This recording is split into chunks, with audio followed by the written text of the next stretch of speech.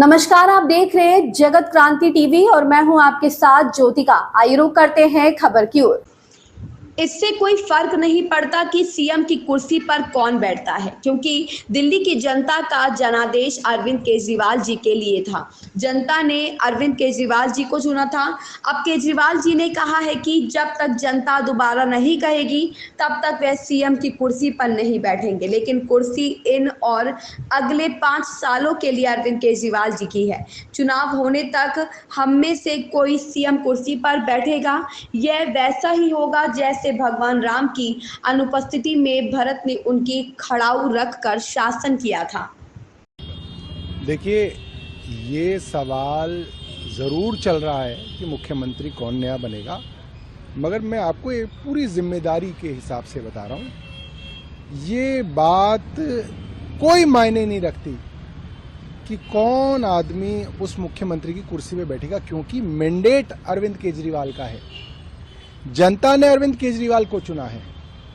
अरविंद केजरीवाल ने कह दिया कि जब तक जनता मुझे दोबारा नहीं चुनेगी मैं इस कुर्सी पे नहीं बैठूंगा। तो कुर्सी तो अरविंद केजरीवाल की इस 5 साल भी है और आने वाले 5 साल में भी होगी। इस 2-3 महीने की वैल्यू इतनी है, या शायद 1 महीने की, कि जब तक केंद्र सरकार चुनाव नहीं कराती, चुनाव आयोग चुनाव नहीं कराता, जो हम चाहते हैं जल्द से जल्द हो जाए, तब तक हम में से एक साथी उस कुर्सी पे बैठेगा।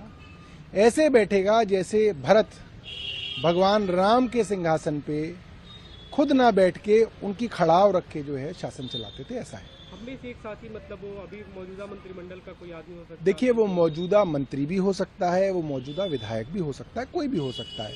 और कल जो है मुख्यमंत्री जी ने पीएसी के सदस्यों से और मंत्रिमंडल के सदस्यों से लंबी चर्चा की, सबसे अलग अलग चर्चा की, और आज विधायकों से जो है एक चर्चा होगी और हो सकता है कि उस चर्चा के बाद कोई नाम सामने आ जाए।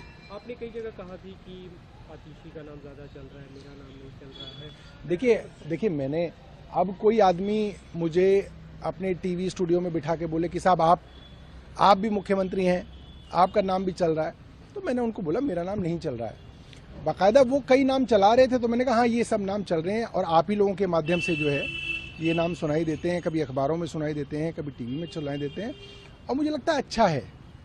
कई नामों का चलना जो है एक स्वस्थ प्रजातांत्रिक परंपरा के लिए बहुत अच्छा है, और मुझे लगता है कि इसमें कोई ऐतराज़ नहीं होना चाहिए किसी को। लेकिन वो सब आकलन है, और अभी जैसा आपने कहा कि अगले 1 महीने 1 साल या 2 साल के लिए जो भी सीएम बनेगा, उस मामले में क्योंकि अभी उपराज्यपाल से बीते कुछ समय से लगातार दिशा खींचा नहीं रही, सीएम जब जेल में रहे तब भी आपकी बात हो, आतिशी की बात हो, तो क्या आप लोग चाहेंगे कि ऐसा कोई नया व्यक्ति देखिए, मैं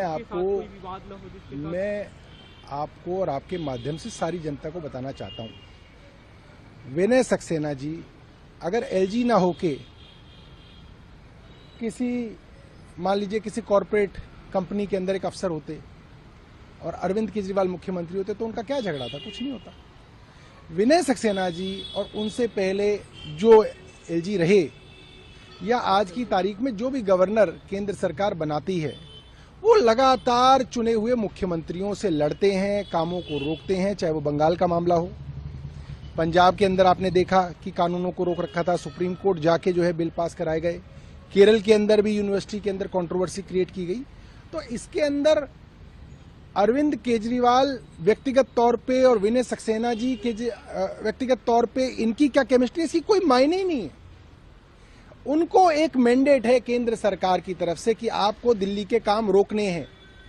जो नालायक अफसर हैं उनको अच्छे विभागों में रख के उनकी नालायकी को नजरअंदाज करना है। वो अगर काम रोकते हैं तो भी उनके ऊपर कार्रवाई नहीं करनी है, बार बार कहने पर भी उन पर कार्रवाई नहीं करनी है, अच्छे अफसरों को तबादले कर देने हैं।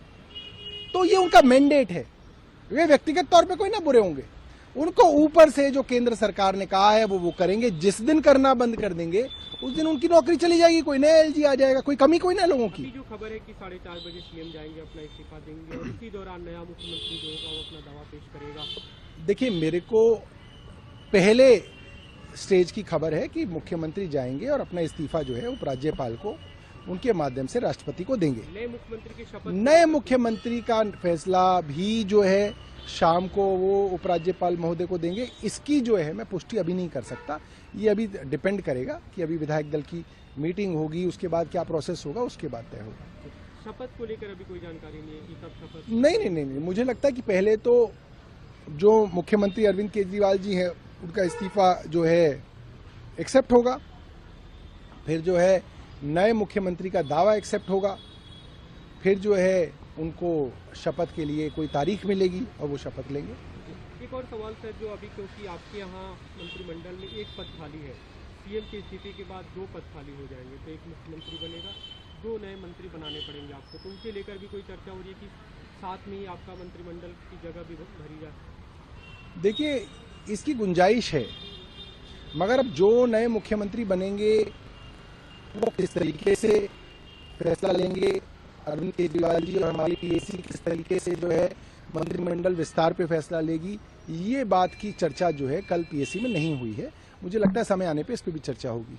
इससे जुड़ा एक और सवाल, अभी क्योंकि आपके जो पद खाली है, आपके जो SC/ST कोटे से मंत्री थे राजकुमार आनंद, उनका इस्तीफा हुआ था, तो इसकी संभावना है कि उसी कोटे से कोई नया मंत्री भी आए? देखिए, ये संभावना जो है 100% है कि राजकुमार आनंद, क्योंकि SC/ST समाज से ताल्लुक रखते थे और उनको भारतीय जनता पार्टी ने अपनी पार्टी में ले लिया, ईडी का छापा डाल के उनके ऊपर दबाव था, तो अब जो मंत्री उनकी जगह आएंगे वो SC/ST बिरादरी से आएंगे। ये बात 100% है, इसके अंदर कोई शक की गुंजाइश नहीं है।